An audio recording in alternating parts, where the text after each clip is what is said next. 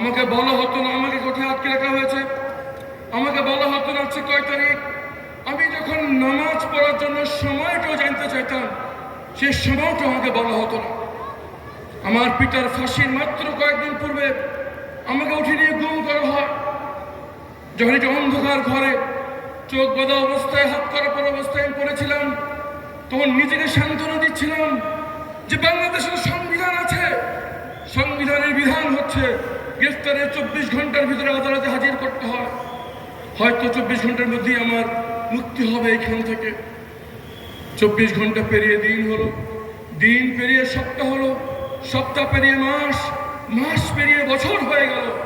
কিন্তু সে অন্ধকার ঘর থেকে যখন আমি বেরোলাম না, তখন বুঝতে পারলাম একজন মানবাধিকার কর্মী হিসেবে যে গুমের বিরুদ্ধে আমি কথা বলছিলাম, আমার পিতার ফাঁসির কয়েকদিন পূর্বে আমি নিজেই সেই গুমের শিকার হয়ে পড়েছি। আমার পিতার ইচ্ছা ছিল ওনার জানাজা নামাজটা যেন আমি পড়াই। যারা আমাকে বন্দী করে রেখেছিল তাদেরকে আমি আকুতি মিনতি করে বলতাম যে মেনে নিলাম, আমাকে এখান থেকে ছাড়বেন না, মেনে নিলাম পরিবারের সাথে যোগাযোগ করতে দিবেন না, কিন্তু সন্তান হিসেবে কি এতটুকু জানার অধিকার আমার নাই? যেই পিতাকে আমি ফাঁসির সামনে রেখে এসেছি, ওনার কি হলো? ওনার জানাজা নামাজটা কে পড়ালো? ওনার দাফনটা কোথায় হলো? আর ফাঁসির আগে পরিবারের সাথে শেষ সাক্ষাতে আমার শ্রদ্ধেয় পিতা আমার জন্য কি ওসিয়ত করে গেলেন, সন্তান হিসেবে এতটুকু জানার অধিকার আমার নাই? উত্তর রাষ্ট্র উপরের নির্দেশ, কিছুই বলা যাবে না। আমি ধরেই নিয়েছিলাম সে অন্ধকার ঘরেই আমার মৃত্যু হচ্ছে। যখনই রাত হতো তখন চিন্তা করতাম হয়তো আজকে রাতে ওরা আমাকে হত্যা করতে পারে, হয়তো আমাকে তওবা করার সময়টুকু তারা দেবে না। এই জন্য যখনই রাত হতো তখনই তওবা করে তৈরি থাকতাম এবং আল্লাহকে বলতাম আমি তওবা অবস্থায় আছি, যদি আমাকে আজকে রাতে ওরা হত্যা করে, এই তওবার বদলে আল্লাহ তুমি আমাকে ক্ষমা করে দিও। যে রাতে তারা আমাকে টেনে নিচ্ছে, সেই ঘর থেকে বের করছিল, আমি মনে করেছিলাম যে আমাকে হত্যা করা হচ্ছে। আমি সূরা ইয়াসিন পড়া শুরু করলাম যাতে মৃত্যুটা সহজ হয়, কিন্তু পরে জানতে পারলাম আমাদের দামাল ছেলেরা, আমাদের বাচ্চা ছেলে মেয়েরা জীবন দিয়ে বাংলাদেশের মাটি থেকে ফ্যাসিবাদকে বিতাড়িত করে দিয়েছেন। সম্মানিত উপস্থিতি, আমাদের বাচ্চারা, আমাদের বাবা মারা জীবনের ঝুঁকি নিয়ে 5 আগস্ট যখন মাঠে নেমে পড়েছিল, তারা জানতো না আজকেই তাদের বিদায় হচ্ছে। তারা মোবাইল লক স্ক্রিনে তাদের নাম, ঠিকানা, ব্লাড গ্রুপ রেখে এই জন্য নেমেছিল যে হয় দাবি আদায় হবে, নাহলে তারা মৃত্যুবরণ করবে। যখন তারা সব দিয়ে নেমে পড়েছিল, আল্লাহর সাহায্য আসমান থেকে নেমে এসছে।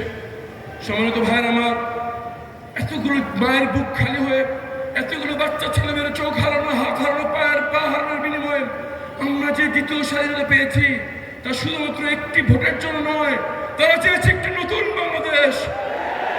বাংলাদেশ মানুষ হাঁপিয়ে উঠেছে পুরনো রাজনীতিতে, তারা হাঁপিয়ে উঠেছে পেশি শক্তির প্রভাব, তারা হাঁপিয়ে উঠেছে কালো টাকার প্রভাবে, তারা হাঁপিয়ে উঠেছে দুর্বৃত্তদের রাজনৈতিক ক্ষমতায়নে।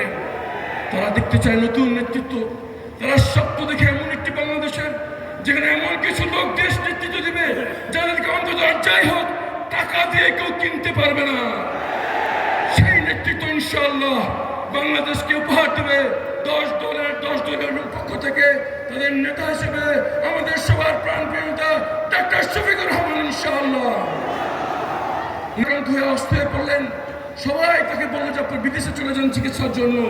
উনি বলেছিলেন যে যেখানে আমার দেশের অধিকাংশ মানুষ দেশের বাইরে যাওয়ার চিকিৎসা তারা যেতে পারে না, সেখানে তাদের প্রতিনিধি হয়ে আমি কিভাবে দেশের বাইরে যাই? উনি জীবনের ঝুঁকি নিয়ে হলেও বাংলাদেশে চিকিৎসা করিয়েছেন। ভাইয়ের আমার, এরকমই নেতা আমরা চাই। তারা সবসময় সর্বাবস্থায় দেশের সামনে থাকবে, তারা নির্ভয় বলবে বাংলাদেশের জন্য আরো একবার রাস্তায় নেমে পড়া। সেই রাস্তায় নেমে আসার দিন হচ্ছে 12ই ফেব্রুয়ারি। 12ই ফেব্রুয়ারি সবাই রাস্তায় থাকবো এবং এক কথা বলবো, হয় মাতৃভূমি না হয় মৃত্যু।